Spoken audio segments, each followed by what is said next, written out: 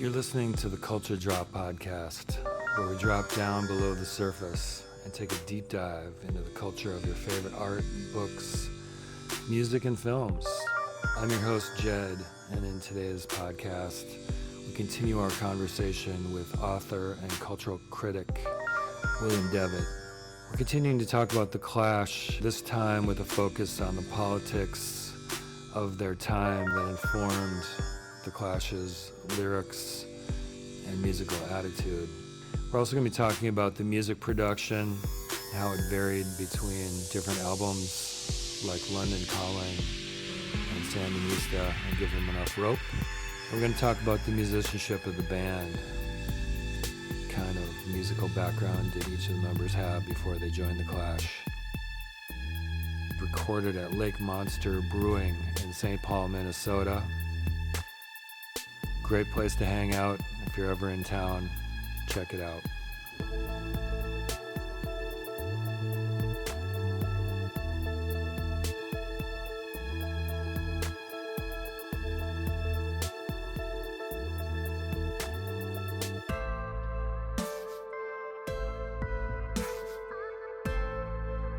So, in terms of the best produced Clash album, to me, London Calling is the best produced Clash album because it's got that Bill Price kind of trebly shimmer to it, and it's got acoustic guitars at its own sonic level.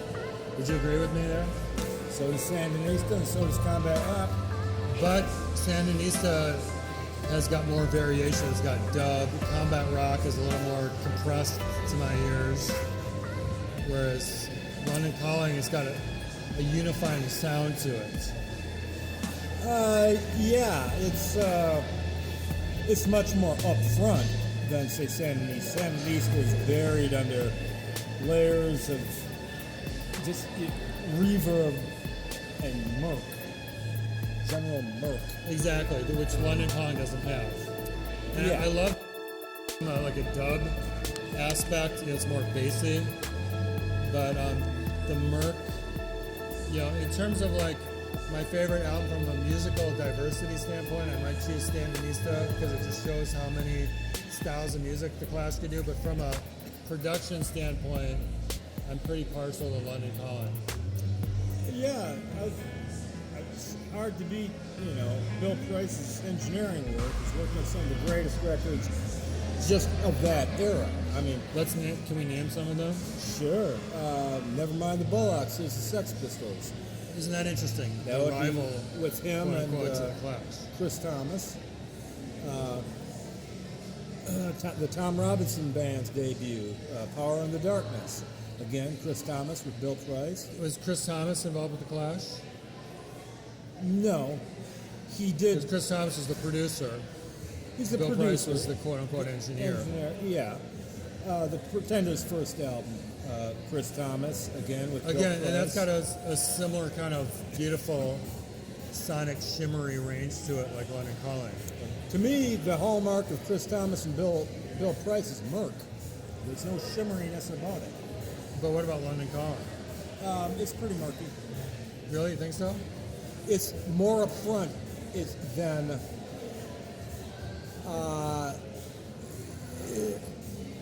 let's see how to put this. I always think of Bill Price like with a trebly clear shimmer. I think of it as murk. Really? And I like murk. I prefer it to treble shimmer. Yeah, London Calling it's very upfront.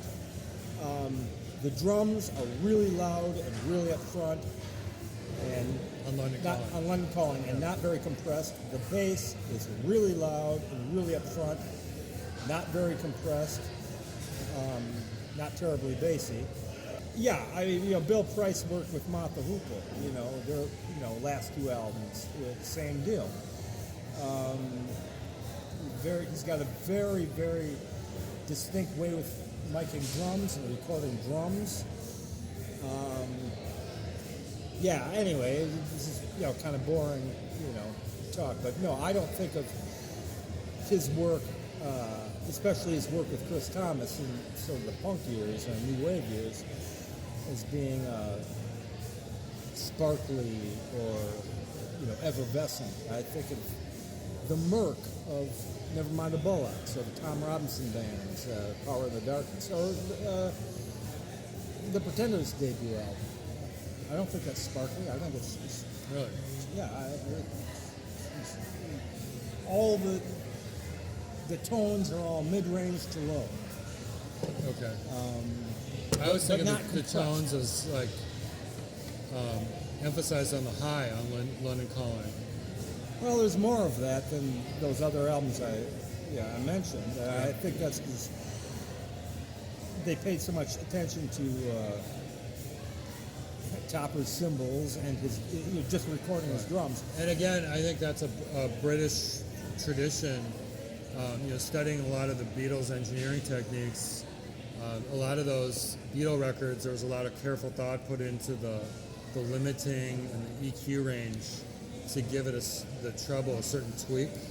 And I think that knowledge had transferred to people like Bill Price. Sure, 10 years on. Glenn John's work, who worked with the Beatles.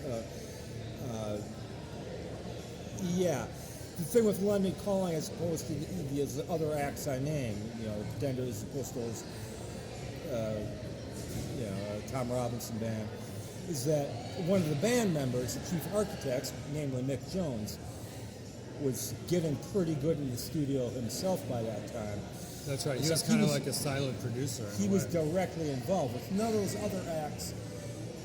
Had somebody in the band who knew the way around the studio. That's right.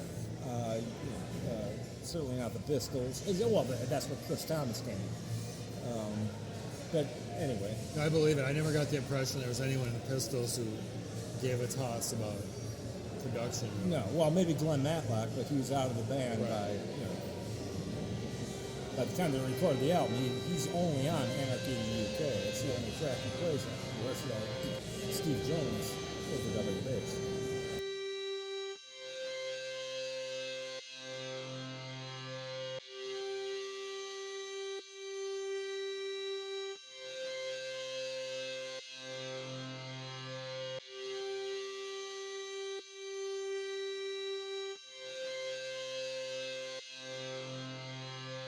I know we talked about Give Enough Rope a little bit. I was never a big fan of the production of that album, but you have a different opinion, right?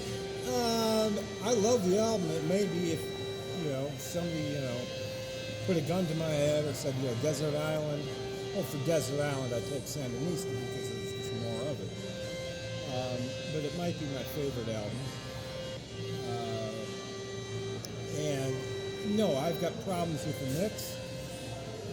Not the production per se, but the mix. Of Sandinista? Or no, Give Enough Rope? Give 'Em Enough Rope. The vocals are, very much buried. Apparently, Sandy Pearlman really hated Joe's singing, so he buried him.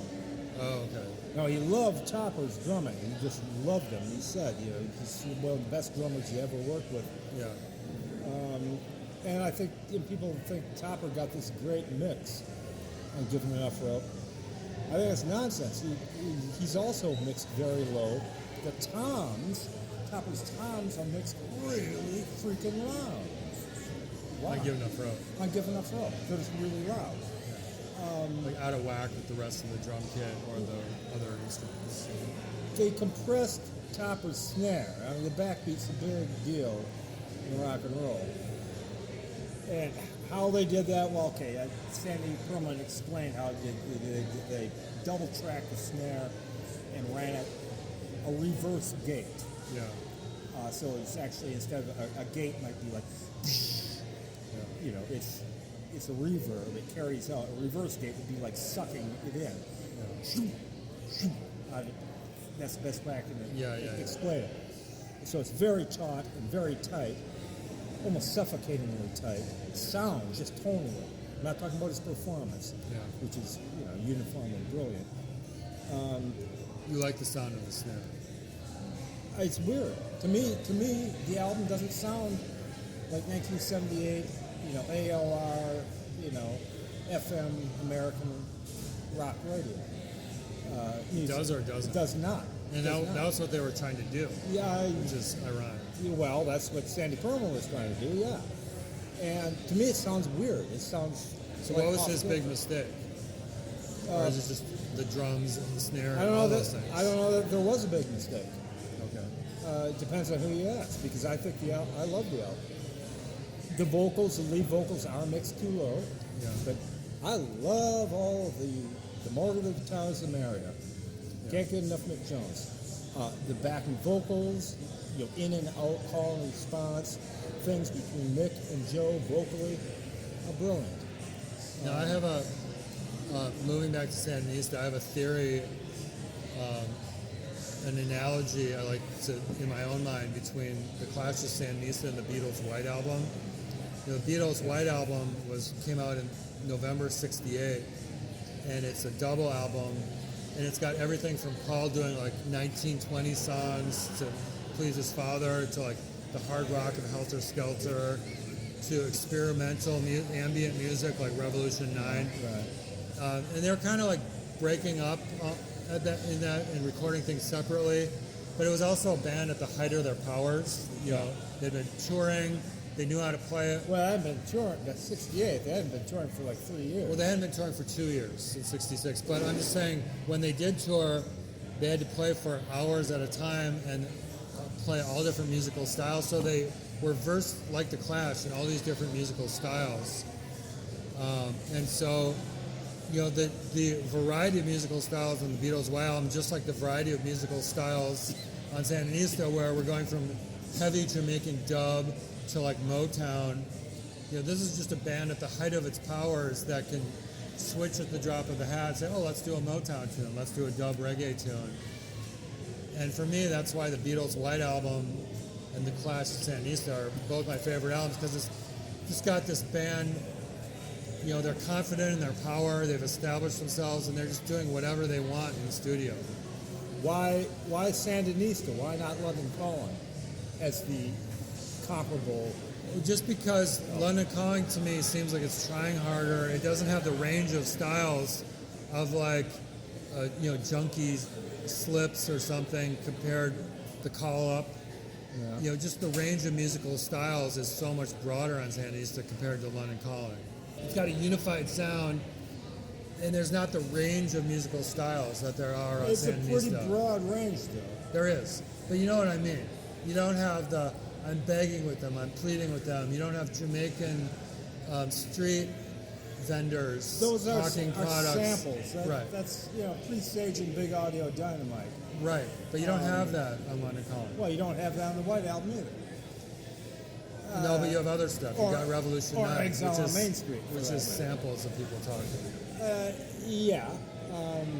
I wasn't trying to be controversial for no reason. I've always, not thinking just explicitly and literally in terms of double albums on vinyl, I would think, what are the great double albums? Blonde on Blonde. Some people would say Quadrophenia for The Who. To me, it's just, no, it's not up there. Exile Main Street. London Calling. Springsteen's The River. Beatles' White Album. Oh, I missed the White Album. That's what, that's where this, Right. the White Album, right. Sandinista is something else. Right. So- And we should mention that it might not have all been creativity driven, that they did have in their record contract, they had to deliver a certain number of records. And have to take a certain amount of drugs and drink a certain amount of alcohol. Right. And so by releasing 3 records on Sandinista, they could fulfill, was it 10 records they had to deliver, 3 out of the 10, then boom, they could just knock that out. Right. So that may have been part of the reason they did that. But then again, they wanted to be Combat Rock to be a double originally, at least Mick did. What happened there? Rat Patrol from Fort Bragg. The band was breaking up in the studio as they were recording. And they didn't have enough songs for a double album. Yeah, they did. They did. More than enough. Too much. Good enough quality. They all came out on B-sides, and some of them were released. 2 of them were released on the Sound System box set. They're all over the place. Do you think that would have worked? Plus, a lot of them were longer, much longer. If you've heard bootlegs of the original, mixes of a lot of the songs on the album. Yeah. Well, no, I've heard the original mixes that Glenn Johns turned in, or not? What? No, the original mix was not Glenn Johns. No, it was Mick Jones. Mick Jones. And I thought that was vastly inferior to what Glenn Johns did. The quality, there's no good quality of the bootlegs. I mean, that's part of the problem. It exists. You can't compare apples with apples. Mick has a copy of it, and he's given it some buddies, and these guys are a couple of guys I know personally, internet-wise, and they said, no, we're not going to share it with you because Mick doesn't want it shared. But it's just musical. I know Joe went back and redid some vocal takes and things, right? Sure. Between those two. So just music from a musical perspective, the Glenn Johns mix is more powerful.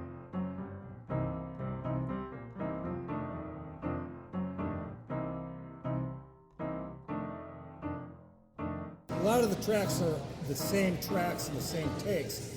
The mix is different, and the editing is obviously... And there were certain songs, I don't remember which ones, you probably know, that Glenn said, you need to give this vocal another try. Yeah, Know Your Rights, the first song on the album, is one. There's three different versions of that. Same backing track. Yeah. To me, it's as strong an album as Sandinista and almost as strong as London Calling. But what would it have been if it had been the double album with the longer tracks and more of them? Would it have sold as much? Maybe. Yeah, maybe. And it's got a They- special place in my heart. My entry point to the Clash was getting MTV and watching Rock the Casbah video. They still had those two songs on the album, even if it had been a double. The Which mixes. ones? Should I Stay or Should I Go and Rock the Casbah? Right. You know? Which are great songs. And then, of course, as soon as I got into them, they broke up. Whereas you got into them much earlier, and you've got some amazing stories of seeing them live, including the Candelabra story, which you should probably recount here. The When Candelabra story. That was which tour, and what was the date and the venue? The date was September 12, 1979, St. Paul Civic Center, Right. the Dave Johansen Group, and the Undertones from Belfast, Derry. Well, they both opened? Yeah. Did you see them both? Oh, yeah. They're both amazing? Yeah, I had never heard the Undertones before. I was already, massive That must have been incredible. New York Dolls Johansson, fan. Yeah, it was great. It's a Candelabra story. It was their first, I think they did 2 sets of encores of 2 or 3 songs each. And they debuted 3 songs from London Calling, their world debuts. Because the album wasn't going to come out till December, right? Didn't come out till December, yeah. No one knew these songs. So there were 5 songs at that gig from London Calling, but 3 of them were debuts. Coca-Cola, Clampdown, and I want to say Jimmy Jazz. Maybe Jimmy Jazz. The debuts. They played Jimmy Jazz live. Oh yeah, That's pretty cool. That was the first song of their second set of encores. But for the Okay. first set of encores, they came out, it's Armageddon time, and they came out and it's this very, very heavy, That's what the reggae thing. Candelabra was for? Yeah, and you can hear it on the bootleg. The vocals don't start in. They play like It 16. came out, he was holding with real candles, like a lit, It was like a menorah. yeah, with the lit candles. Yeah, lit candles, yeah. And you can hear on the bootleg, he say, we have this. What we have this for is to remind you, and then it starts saying, a lot of the people ain't going to suffer. Anyway, And that just blows my mind because I've never seen any video of him using that. Have you? no, I have. I mean, I wonder if that was the only place he ever did that. Yeah, or- there wasn't a lot of video No, there wasn't. back then. So we don't even amateur video. Do you know from bootlegs if he ever whipped that out again? I don't know. I've read about that tour, which was called the Clash Take the Fifth tour. Okay. The American name. Take the Fifth meaning Fifth Amendment. Right. But it ended up meaning Take the Fifth, meaning fifth member, Mickey Gallagher from the Blockheads, who joined them on organ, and the B3 organ, like three or four gigs later. New York City, the Ritz, the famous gig where Paul smashed his bass, the cover of London Calling. He's on that, Mickey Gallagher. So anyway, so, double entendre to Take the Fifth thing. But anyway, Mickey Gallagher wasn't that. This is the first show of that tour. There was one before that. The first show of the tour? Well, there was 3 days. They played a thing called the Tribal Stomp in San Francisco, which is a festival on September 8th. But this is the first proper. This is what day? September 12th, Okay. 79. So anyway, that's the Candelabra story. Joe came out with Candelabra. I actually remember a lot from the show. Plus, it was my second big concert ever. My What was your first? Springsteen and the East Beat Band, Darkness at the Edge of Town tour. Wow. November of '78. And just the sheer, like the Beatles actually, just the sheer number of millions of gigs Springsteen had played before he made it big, and how to entertain people. Oh yeah. Just like Joe did actually, and Mick, there was different bands before the Clash happened. They had a lot of gigging under their belt. Well, Mick didn't. Joe did. The one. Joe did. Yeah, They were a Mick. pub band. Yeah, I don't know if Mick really ever played out at all. Oh, really? The Clash. I mean, he had the long hair, and Delinquents. there's pictures with him with other bands, but Yeah, the Delinquents. did they and play? Yeah, maybe not. The Heartdrops. I don't think they actually played out really, or maybe like one or two gigs. Okay. I played a whole bunch of bands just like that, one or two gigs, and you're done. And then there's weird stories like Nick rehearsing at his grandma's house with Chrissy Hine. And Chrissy almost joined the band, but they didn't want a woman in their band. You've heard that story. Yeah, well, I don't know if it's as clear cut as that. They're friends. Yeah. I think they're probably friends to this day. She went over to his grandma's house, and they definitely They hung out. creatively tried to make stuff. I've read Chrissy's autobiography, and she was of the opinion that they were going to maybe do a band together, but they didn't want a woman in the band. Oh, maybe. Yeah, maybe that's true. It wouldn't surprise me.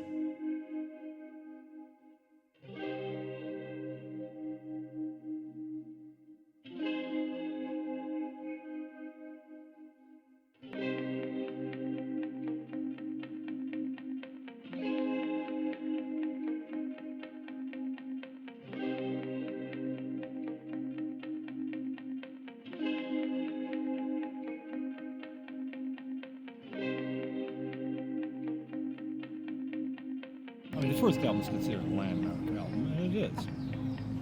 But London Calling's got this whole mythic thing behind it. And the Clash were about nothing if not myth. I mean, they were self-mythologizing themselves from the get-go. Right. So, How so? give enough rope. I think Marcus Gray called it in his first, book, Last Gang in Town, Martha Hoople syndrome. Writing about mythologizing being a working rock and roller, Right. in a rock and roll band, mythologizing it, making it, which to me is dreadfully boring. I love Martha Hoople. Pete Townsend did the same thing, in the mid-70s, what a drag, how hard it is to be a fucking rock star, shut up, Pete. The Clash were doing that by giving enough rope. Very self-referential stuff. Right. Last Gang in Town, Guns on the Roof. It's a joke. I mean, it's a great song. I love it, but it's about Paul and Topper getting busted for Right. shooting racing pigeons on the roof. Yeah, and of course, Joe turns into something else. The world geopolitical, scenario of the time. But cheapskates, all the young punks. These are really young guys. These are guys in their early 20s, and they've only been around for like a year and a half, 2 years, and they're already. And it's a great thing. Why not? Why not do it? I think about Joe talking to, is it Roy Gange? Roy Gange? Yeah. In Ray Gange. Ray Gange. In that movie, when they're talking at the bar, he's doing his political thing. Yeah. I wonder how, like, well-read Joe was in any of that stuff, where he's just totally, just a gut reaction. I mean, he's a bright guy. He's obviously, read some stuff. He probably, read a whole lot more stuff. It was a public school, or private school, as we'd say in the USA. Yeah. He probably read some stuff. Oh, yeah, sure. But as far as, political theory and, dogma and all that, I'm sure Bernie Rhodes, encouraged and foisted a lot of shit on, him That's and right. Mick. He was definitely of that mindset. But they're already interested in stuff. Yeah. There were guys who were interested in stuff. Yeah, they were. They were interested in having an impact on the world, not just musical. Well, after a while, who knows how it started? I mean, really, did they really, 1976, set out like we're gonna? No, they were part of a scene. Who knew? But I got the vibe from them that they wanted to change the world. That's one reason they signed to CBS. I don't think that early they were thinking of that. They just wanted to get heard. 77. If you talk about punk rock, what does punk rock mean? What did it mean in the UK in 76? What did it mean in New York City in 76? Very, very different things. Right. Ramones, it was just about a riff, like, it wasn't political with the Ramones. Yeah, but it wasn't just the Ramones. It was Talking Heads, Blondie, Mick DeVille. But it was political in the UK. Yeah, political. Even if it was naive. What political is as political does. Were the Stranglers political? Was Ian Dury and the Blockheads, were they political? It depends what you mean. Well, like, think about the Sex Pistols, like, trying to break down the belief in the monarchy. They were making it up as they went along. It was a joke. It was provocative. They were the Monkees. Pistols are the Monkees. They're formed by Malcolm McLaren. They're a great band. That's right. They weren't formed on their own. And neither were the Clash. Right. They're the Monkees. And nothing wrong with the Monkees. The Monkees were fucking great.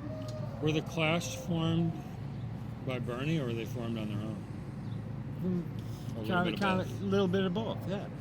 Bernie knew of Mick Jones and was hanging with him when Mick Jones was trying to get the London SS together with Tony James from Generation X, Brian James from The Damned.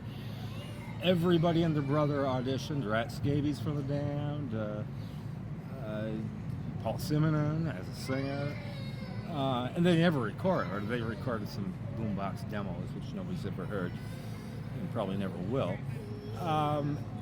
And so they were working. They had something going on with Simonon, finally, as a bass player. Yeah. This is after the London SS. They weren't called the Clash yet. So it was Paul and Mick and who knows what drummer. Maybe it was Terry by then, or Rob Harper, John Moss, I forget. And they knew of Joe with the 101ers, and the story goes, they saw him the line, for the dole, and Joe thought he was going to get done over, beat him up and beaten up, and he was going to punch Mick first, and try to be easier to Paul. Yeah.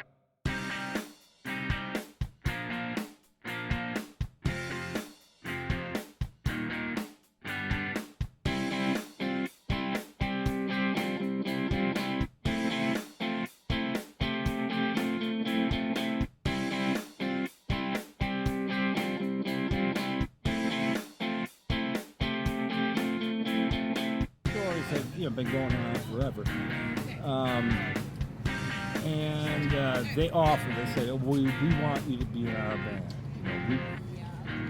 They said that to who? To Joe. We like you, but we think your band is naff. We think the 101ers are old hat. And, Joe dropped the 101ers. He went for it. Yeah, you could see something. 48 hours, Bernie said, to respond. Of course, and Joe said, "Okay, I'm in." right away, or you thought about it? Apparently within a day. Called up and said, all right, I'm in. There's so much. They're more mythological, the Clash, than the Stones are. I mean, even the Beatles are, like, because everybody knows about. There's just no mythology with the Beatles, to my mind. You know, I'm not the expert that you are. I would disagree with that. I think one of the reasons the Beatles Are considered the greatest rock and roll band of all time is they have a great story. Really? Now, how is it a great story? I mean, granted, they are genuine working class guys, as opposed to, say, the Stones, and half of the Clash, Yeah. Joe and Topper. But Well, for starters, they were coming from Liverpool, which no one took seriously. no, Secondly, they were the first band ever that wrote and performed their own material. they were revolutionary in that sense. And they sustained it. Not only their own music, but writing music for other people. Like the Clash, they didn't want to repeat themselves, and they're willing to say, this is where we're at. Take it or leave it. As a band, you're talking about, not as solo artists. As a band. Yeah. Yeah. A lot of people were doing that at the time. The Velvet Underground come to mind. Frank Zappa and the Mothers come to mind. Right. But the Beatles, unlike those bands, they married a creative sensibility with a melodic sensibility that appealed both to the avant-garde and the masses. Oh, I don't know that they appealed to the avant-garde. If you want to compare them with the Velvet Underground, the very first song on their album, the very first album, Sunday Morning. Yeah. I mean, that's not exactly, I Heard Her Call My Name or European Sun. It's a very beautiful, well-written, brill Right. building. It's worthy of the Beatles. And I think the avant-garde aspect of the Beatles is in the production and what George Martin was collaborating. And people give him, I think, a little too much credit.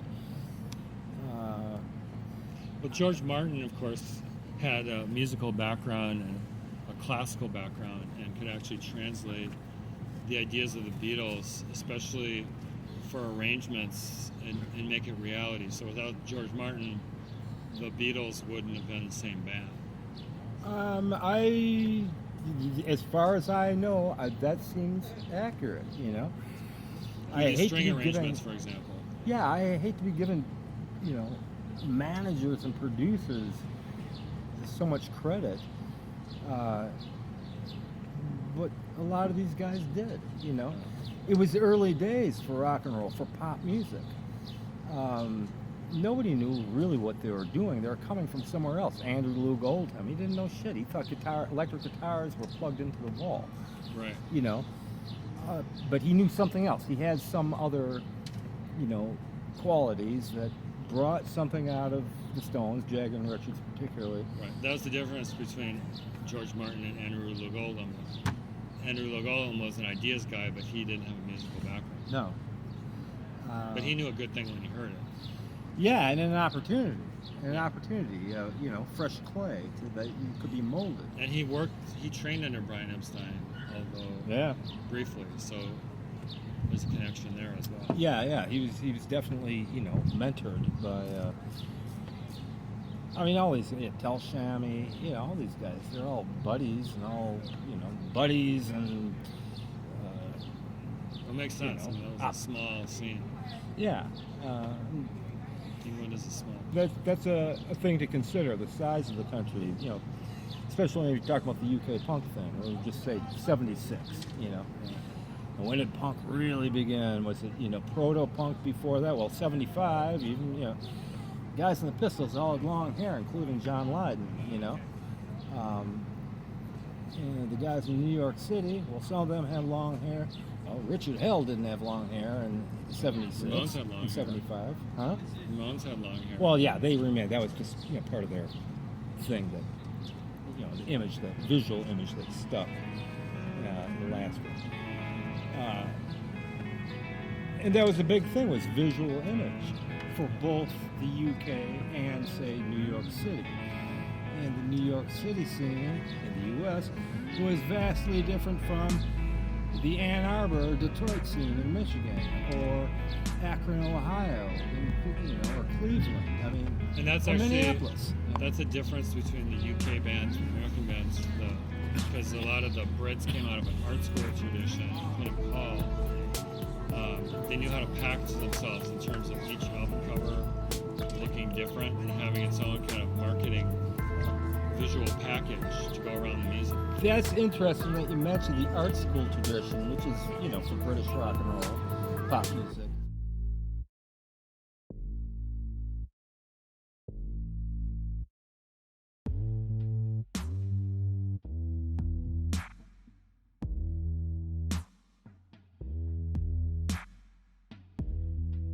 Tradition since the Beatles and the Stones, that first wave.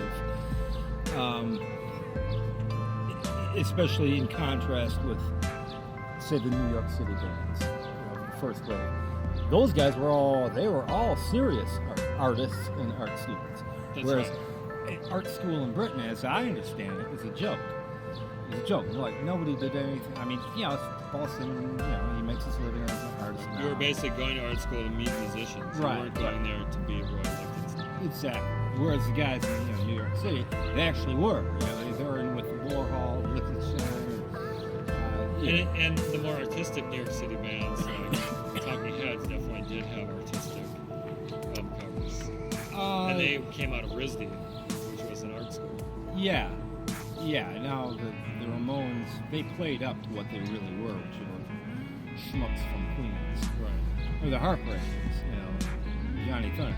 They really, they didn't have to go for any image. They really were semi-gangsters from the various boroughs, Brooklyn, Queens, Bronx, or the Dolls.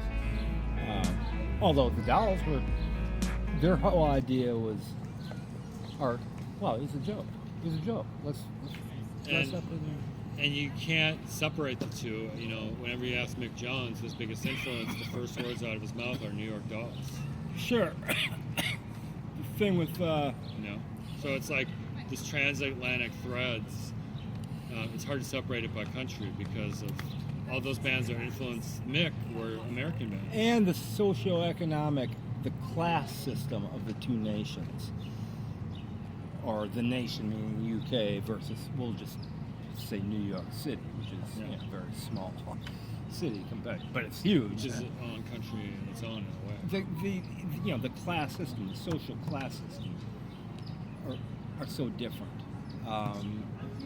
What is middle class in the UK back then, and probably to this very day now, varies vastly from what we would consider middle class in the United States. How would you put it? Well, you've lived in the UK. I mean, shit. One of the biggest differences is we just have more money. One of the biggest differences is the class system is real, capital R, in England, and that you're born in a particular class, you're expected to stay in that particular class, whereas everyone has the possibility and perhaps the illusion that class here is a plastic, immutable thing It's that immutable you or can malleable. move out of. Of course, that's a lie. That in itself is a myth, I believe. But that definitely informs the music of the Clash, which is coming from a working class perspective, even though, Mick was definitely working class. I don't know about Mick and Topper. Joe kind of wasn't. Topper's parents were both teachers. Okay. Joe came from son of a diplomat. Yeah, he's a low level, worked with Foreign Office. You but could say maybe lower, upper class. that he was. Yeah, that would be. Well, I don't know if that's upper middle class or back then. He's born- definitely not working class. Let's put it that Right. way. Right. Later he certainly was when he was living in squats, and Yeah, but he that put was his by money where his choice. mouth was. Right. I'm from a middle class family, and I've been like poor all my life. That was my choice. Or you're making a life choice or an artistic choice, and that's kind of what Joe did. I thought I was back then. Yeah, I haven't had the success of Joe Strummer. But anyway, never mind about me. But that's definitely a privilege that the middle classes, as we'll say, in the U.S. or the U.K., have.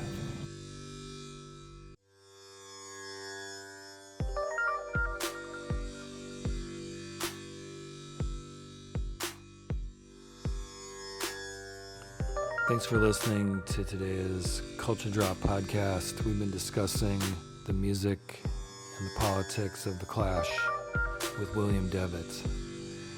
This is a multi-series podcast, and we will continue with part 3 next time.